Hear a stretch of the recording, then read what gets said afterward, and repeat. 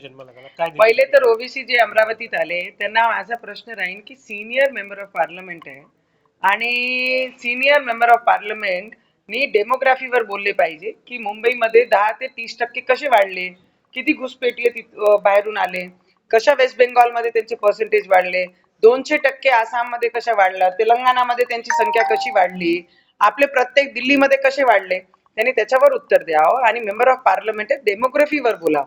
आणि त्यांना माझा प्रश्न राहणार आहे की जेव्हा त्यांना म्हणतोय आपण की संविधान पुढे राहीन की इस्लाम राहीन, तर ते सरळ म्हणतात इस्लाम पुढे ठेवू, संविधान आम्ही पुढे ठेवणार नाही.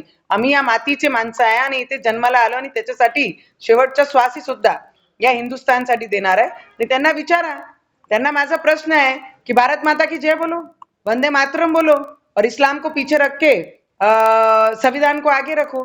हम रखते हैं, तुम भी रख के दिखाओ.